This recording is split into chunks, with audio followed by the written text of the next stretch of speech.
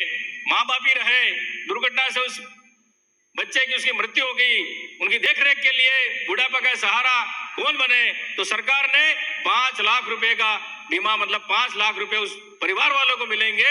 ये मुख्यमंत्री चिरंजीवी स्वास्थ्य बीमा योजना और मुख्यमंत्री ये दुर्घटना बीमा योजना, काफी जनता को इसका लाभ मिल रहा है। कोरोना में जो नरेगा प्रधानमंत्री पूर्व मनमोहन सिंह जी ने और हमारी राष्ट्रीय अध्यक्ष देश की नेता सोनिया गांधी जी ने जो नरेगा चालू की, वो नरेगा से कोरोना में आज सबको रोजगार मिला, उनके घर चले उनके। और कोरोना में इस समय ऐसी आफत आ गई थी जब मोदी जी ढोल बजवा रहे थे, थालियां पिटवा रहे थे, मोमबत्ती लगा रहे थे, लेकिन हमारे लोकप्रिय मुख्यमंत्री अशोक गहलोत जी रात दिन चिंतित थे। उन्होंने किसी को भूखा नहीं सोने दिया, भीलवाड़ा मॉडल बनाया और घर घर किट पहुंचाए। ये काम कोई कर सकता है तो अशोक गहलोत जी और कांग्रेस सरकार कर सकती है। भारतीय जनता पार्टी खाली बातें करती है, काम धरातल पे कुछ नहीं कर सकती। उसके बाद नरेगा में गैस के सिलेंडर पे डीजल पेट्रोल के दाम बढ़ा 25 दिन बढ़ाए, वो हमारे लिए काफी लाभदायक है। लोगों को और हमारे कहीं पलायन नहीं करना पड़ेगा। 25 दिन का हमें एक्स्ट्रा मिला, उसके लिए भी मैं मुख्यमंत्री जी का धन्यवाद करना चाहता हूं। उसके साथ साथ शहरों में भी इंदिरा गांधी शहरी गारंटी योजना लागू की, तो उससे जो दलित वर्ग के लोग थे, जो पिछड़े वर्ग के लोग थे, उनको घरों में काम पे कोई लगाता नहीं था, घरों पे उनको काम पे कोई लगा नहीं सकता था। ऐसे में हमारे लोकप्रिय मुख्यमंत्री जी ने शहरी इंदिरा गांधी शहरी रोजगार गारंटी योजना चालू करके उनको रोजगार देने का काम किया। आज काफी वहां पर उनको रोजगार मिल रहा है, खुश भी है। उसके बाद इंदिरा रसोई योजना चालू की, 8 रुपए में पौष्टिक भरपेट भोजन आज मिल रहा है, वो भी बिठाकर। ऐसा काम कोई कर सकता है, अशोक गहलोत ही कर सकता है, अशोक गहलोत मुख्यमंत्री ही कर सकते हैं, इसके अलावा कोई नहीं कर सकता है। किसान मित्र योजना, 50 यूनिट बिजली फ्री। हमारे गांव में जो गरीब के लिए एक भले 200 रुपए भी उनको मजदूरी करके भरने पड़ते हैं, उनका बिल फ्री हो रहा है। किसान जो 1000 रुपए जो सरकार जमा कर रही है किसानों का, इससे बड़ी बात क्या हो सकती है? अरे केंद्र कोयला ही नहीं दे रही है, मोदी जी खाली बातें कर रहे हैं और अब कह रहे हैं कि हमारी ये स्थिति हो गई, वो स्थिति हो गई। अभी तो हमारे निःशुल्क 0 बिल आ रहे हैं, लेकिन आपके टाइम में पूर्ववर्ती सरकार में घरों में लाइट नहीं आती थी, बिलों में करंट आता था, बिलों में करंट आता था। आपकी सरकार थी तब लाइट आपकी बिल्कुल नहीं आती थी, बिलों में झटका लगता था, बिल पकड़ते ही झटका लगता था।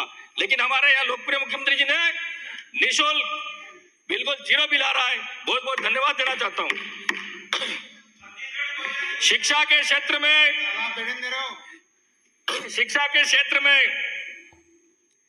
इंग्लिश मीडियम स्कूल खोली, ये गरीब का बच्चा इंग्लिश पढ़ सके, आगे बढ़ सके।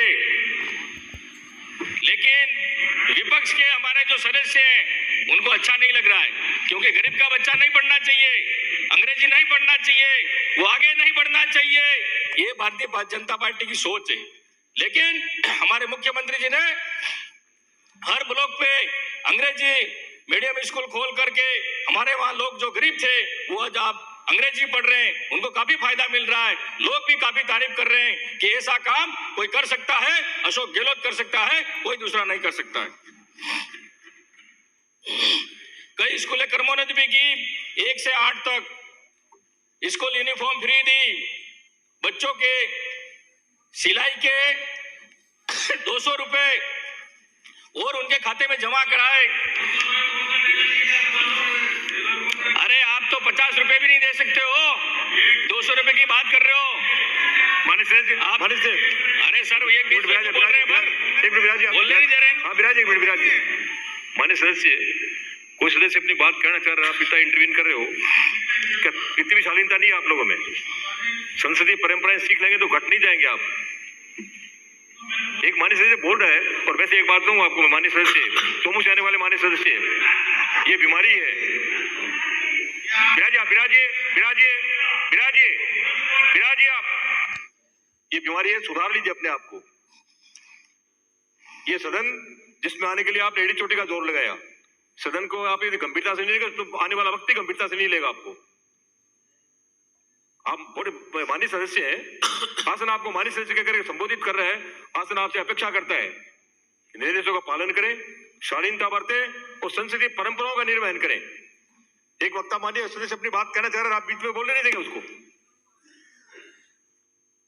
तो आपकी फ्री डिबेट करा दो, आप भी जितना मर्जी हो, आप हल्ला मत है प्लीज।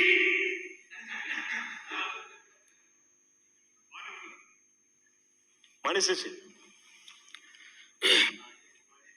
हमारी सरकार ने प्रशासन शहरों के संग, प्रशासन गांवों के संग जो अलॉटमेंट कैंप लगाए और लाखों लोगों को जो वंचित थे, गरीब थे, उनको पट्टे दिए गए और लोगों में काफी खुशी की लहर भी है कि ऐसा पहली बार हुआ है।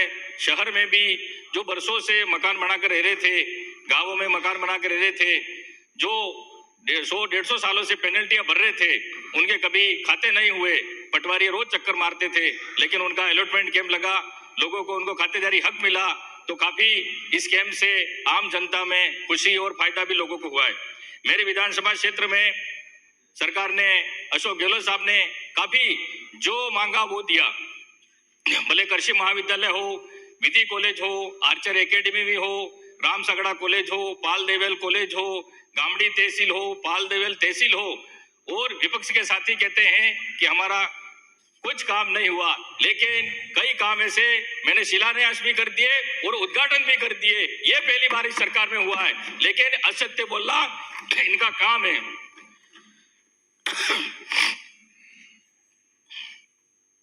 मैं माननीय सभापति महोदय जी, आपके माध्यम से सरकार से और हमारे लोकप्रिय मुख्यमंत्री अशोक गहलोत जी से मांग करना चाहूंगा कि हमारे टीएसपी क्षेत्र में, पूरे उदयपुर संभाग में हमारे युवाओं की यही मांग है। पहले भी मैं विधानसभा में बोलता आया हूं, जनसंख्या के आधार पर सरकारी नौकरियों में हमें आरक्षण मिलना चाहिए। उसके बाद जो राजस्थान में 12% जो एसटी का आरक्षण मिलता है, उसमें से पृथक हमको अलग से टीएसपी का भौगोलिक स्थिति, आर्थिक स्थिति और हमारी सामाजिक स्थिति को देखते हुए 6% आरक्षण हमको प्रशासनिक राज्य सेवा में अलग से मिलना चाहिए। ये काफी हमारे लंबे समय से युवाओं की मांग है। मैं सीएम साहब से भी मांगना चाहूंगा, निवेदन करना चाहूंगा कि अब की बार हमारी मांग पूरी की जाए तो हमारे पूरे संभाग में खुशी की लहर होगी, क्योंकि हम आर्थिक पिछड़ापन है, वहाँ आदिवासी भेल समुदाय के लोग ज्यादा रहते हैं, यहाँ के हम बराबरी नहीं कर सकते, हमारी कोचिंग की व्यवस्था नहीं है, हमारे बच्चों को एजुकेशन के लिए बाहर इतने फीस नहीं है, पैसा नहीं भर सकते हैं, तो हमें आधा हमारा हक दिया जाए, यही मांगे। किसी को इसमें तकलीफ नहीं है। मैं सरकार से पुनः निवेदन करना चाहूंगा कि हमारी ये दो मांग विशेष है, इसको जल्द से जल्द पूरा किया जाए। उसके बाद पेराफेरी के नाम से ये मालपुर, भाटपुर, बिलड़ी, गोकुलपुरा, ददोड़िया, सूरपुर में विशेष कैंप लगाकर इनका भूमि अलॉटमेंट कैंप लगाया जाए, क्योंकि यहाँ बरसों से बैठे हुए हैं, लेकिन नगर परिषद पेराफेरी के नाम से उनको अलॉटमेंट कैंप नहीं लगाने दे रही है। उनके पास 1 बीघा 2 बीघा खाली जमीन है, उनके अलावा कोई उनका रोजगार का कोई साधन नहीं है, वो खाली मजदूरी करने जाते हैं। तो 1-1 2-2 बीघा उनका भी अलॉटमेंट कैंप लगाकर उनको राहत दी जाए, ऐसे उनको फायदा हो जाएगा और उनका भविष्य में कहीं भी रोजगार भी कर सकते हैं, कहीं बाहर नहीं जाना पड़ेगा। मैं निवेदन करना चाहूंगा कि नरेगा एक वरदान साबित हुई है हमारे लिए, लेकिन आजकल जो ऑनलाइन सिस्टम कर दिया है, हमारे वहां पर कई पंचायतों में मोबाइल का नेटवर्क ही नहीं पकड़ता है, तो वहां फिंगर कैसे, थंब कैसे होगा, मेटो के हाजिरी नहीं और मेटो के पेमेंट नहीं मिला है, कारीगरों का पेमेंट नहीं मिला है, मटेरियल का पेमेंट नहीं मिला है, सरपंच भी परेशान है और मजदूर काफी परेशान है, वहाँ ऑनलाइन हाजिरी नहीं हो रही है। सरकार ने, हमारे गहलोत साहब ने तो 25 दिन बढ़ा दिए, लेकिन 100 दिन, किसी के 50 दिन भी नहीं हो पा रहे हैं। और मोदी जी की तो यही सोच है कि नरेगा बंद कर दो, लोगों को रोजगार नहीं देना, यही इनकी सोच है। मैं कहना चाहूंगा कि हमारे वहाँ नरेगा में 200 दिन किए जाए, वहां पर कोई उद्योग धंधे नहीं है, कोई रोजगार का अन्य साधन नहीं है नरेगा के अलावा, या तो उनको सूरत जाना पड़ता है, गुजरात जाना पड़ता है। नरेगा के अलावा कोई वहां पर कोई ऐसा रोजगार का कोई साधन नहीं है। इसलिए टीएसपी क्षेत्र में, उदयपुर संभाग में नरेगा के 200 दिन किए जाएं, और जो ऑनलाइन हाजिरी हो रही है और इनका भुगतान समय पर नहीं हो रहा है, वो इसको जल्दी कराया जाए। और ऑनलाइन जहाँ नेटवर्क नहीं पकड़ रहा है उसका कोई सिस्टम करें कि भाई ऑफलाइन भी इनकी हाजिरी ली जाए, उनको समय पर इनके पूरे दिन मिल पाए। वनाधिकार के पट्टे काफी हमारी सरकार ने दिए, लेकिन कुछ लोग काफी वर्षों से बसे हुए हैं, उनके अभी तक फाइलें जमा हैं, लेकिन उनको वनाधिकार के पट्टे भी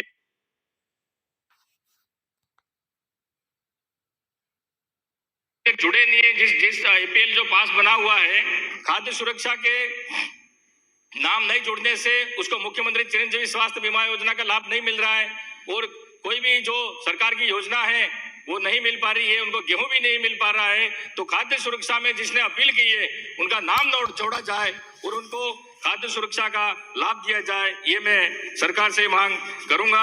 और हमारे बच्चे कॉलेज पढ़ने गुजरात बॉर्डर से डूंगरपुर आते हैं, बीच में एक बार ऑटो भी पलट गया था, बच्ची के एक्सीडेंट भी हुआ। कई बार मैंने मंत्री जी को भी निवेदन किया था कि डूंगरपुर से गामड़ी रामसागड़ा वाया होता हुआ गुजरात सीमा वीरपुर सरम तक बस चालू सरकारी की जाए, और डूंगरपुर से पालीछोड़ा तक सरकारी बस चालू की जाए, और डूंगरपुर से रतनपुर तक ये 3 बस बहुत ही अनिवार्य है हमारे टीएसपी क्षेत्र में, जनजाति बाहुल्य क्षेत्र में।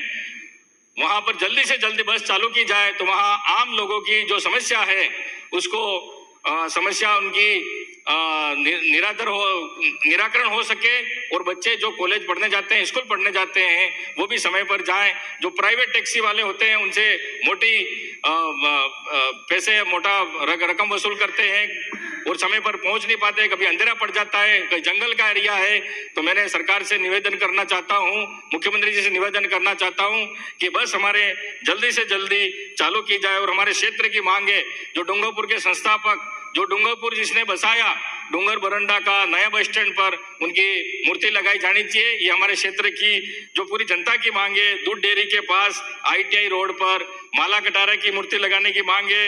और शहीद कालिया मनात, जो पाकिस्तान भारत का युद्ध हुआ था उसमें शहीद कालिया मनात शहीद हुआ था, तो उसकी भी देवल खास में मूर्ति लगनी चाहिए। और जो मैं गुजरात में पेपर जो कल लीक हुए, और जहां जहां इनकी बीजेपी की सरकार थी, जहां पेपर लीक हुए वहां तक कोई कार्रवाई नहीं की, लेकिन हमारे लोकप्रिय मुख्यमंत्री ने वापस पेपर भी कराए, और जिन्होंने ऐसा काम किया उसको जेल भी डाला, और जो उनकी बिल्डिंगें थी उनको भी ध्वस्त किया। ये काम किया है तो जो संवेदनशील सरकार अशोक गहलोत जी की सरकार ने किया, कांग्रेस पार्टी ने किया, भारतीय जनता पार्टी वाले के जिस भी राज्य सरकार में पेपर लीक हुए वापस उन्होंने एग्जाम भी नहीं कराए, उस पर कार्रवाई नहीं की।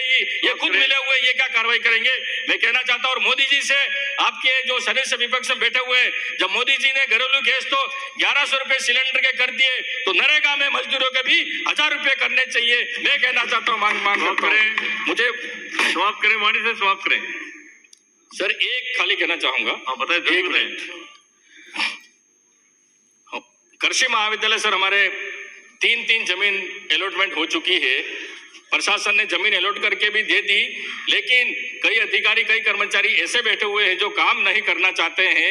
3 जगह जमीन बता दी है, फिर भी वो काम नहीं चालू करना चाहते हैं। मैं सरकार से निवेदन करना चाहूंगा, CM साहब से निवेदन करना चाहूंगा, मंत्री जी से निवेदन करना चाहूंगा कि जल्दी से जल्दी ये कृषि महाविद्यालय वहां पर चालू करा जाए। मुझे बोलने का मौका दिया, इसके लिए बहुत बहुत धन्यवाद। जय हिंद, जय भारत।